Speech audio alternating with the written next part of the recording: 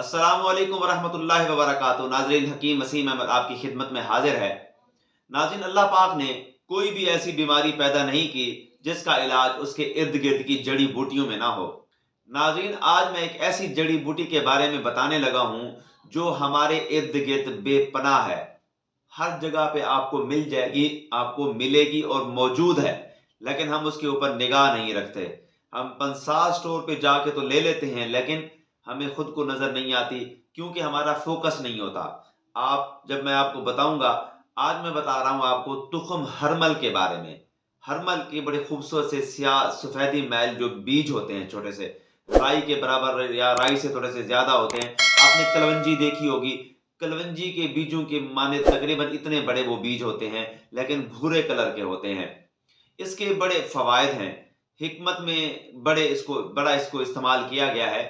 आज मैं आपको बताऊंगा हिकमत में इसके फवायद क्या हैं, इसका इस्तेमालात क्या है और ये कहाँ पे पाई जाती है। हमारे यहाँ ज्यादातर लोग इसको जब आते हैं पंच स्टार स्टोर पे, लोग कहते हैं कि 20 का 30 का हरमल दो। पूछा जाता है किस वजह से ले रहे हो, अगर पूछा जाए तो उनका एक ही मकसद होता है सिर्फ। वो क्या करते हैं, वो कहते हैं कि हमने जिन्नात को भगाना है।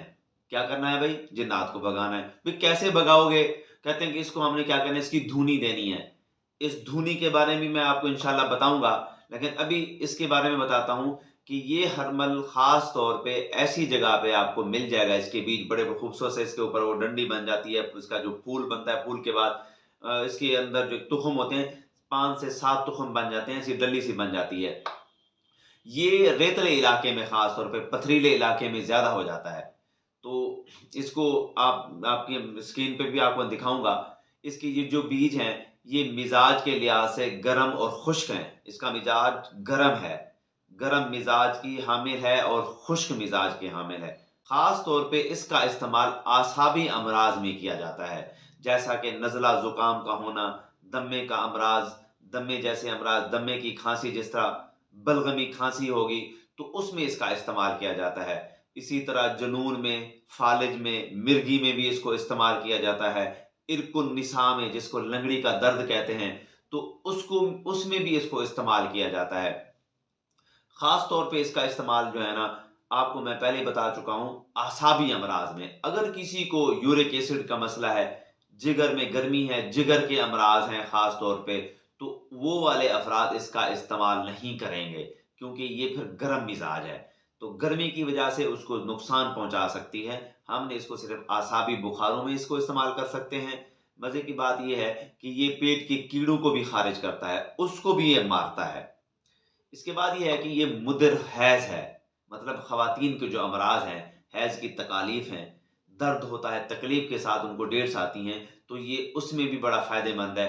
उसको भी जो है ना, एक तो तकलीफ कम होती है, और जो हैज हैं वो बाकायदगी के साथ आते हैं, तकलीफ भी कम हो जाती है।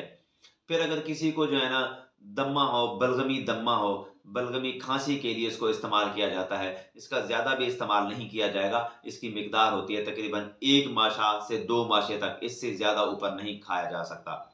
कुछ ऐसे अफराद हैं जिनको चेहरे के ऊपर दाग धब्बे होते हैं, बर्स। ये मैं आपको अपना तजर्बा बता रहा हूं। मैंने इस्तेमाल करवाया एक दोस्त को, वो इस्तेमाल कर रहा है, इसके 4 से 5 बीज सिर्फ इस्तेमाल करता है दिन में 1 बार, तो उसको इसका अच्छा खासा रिजल्ट मिल रहा है। जी, चेहरे के ऊपर बर्स के निशानात होते हैं, हाथों के ऊपर निशानात होते हैं, तो ये उसके लिए भी काफी फायदेमंद है। ये रीह को खारिज करता है, गैस को और तबखीर को खारिज करता है। और जो धूनी वाली बात मैंने आपको कही थी, तो ऐसे अफराद कहते हैं कि हमें जिन्नात नजर आते हैं या फिर डर लगता है घर में, तो उसको भगाने के लिए क्या करते हैं, वो एक छोटे से थाल में अंगारे जला लेते हैं।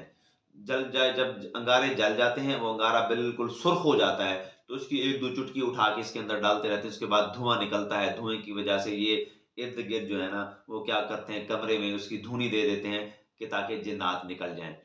इसका फायदा एक और भी होता है। जिन्नात तो बेशक जब भी जाएं वो तो और बात है, लेकिन घर में अगर कोई सांप है या फिर जो मच्छर वगैरह बहुत ज्यादा है, तो ये इसकी वजह से वो भी भाग जाते हैं। एक ये फायदा हो जाता है कि सफाई सुथराई अच्छी खासी हो जाती है।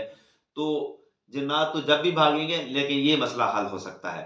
तो धूनी वाले अफराद اس کو یہ لے جاتے ہیں، لیکن ہماری جو طب میں اس کا استعمال ریح کے طور پہ بھی اس کو استعمال کیا جاتا ہے، جس کو ریح بہت زیادہ ہے، یا پھر بلغمی دمہ ہو گیا، فالج کے لیے، ارق النساء کے لیے، پیٹ کے کیڑوں کے لیے، اور یہ مدر حیض بھی ہے۔ یہ تمام امراض میں اس کا استعمال آپ نے کرنا ہے، تقریباً 1 سے 2 ماشا، اس سے زیادہ آپ استعمال نہیں کر سکتے۔ تو ناظرین، اگر یہ ویڈیو آپ کو اچھی لگی ہو اور انفارمیٹو لگی ہو تو اس کو لائک، شیئر اور میرے چینل کو سبسکرائب کر دیں۔ مزید معلومات کے لیے رابطہ کر سکتے ہیں حسینیہ دواخانہ اینڈ پنسا اسٹور سے۔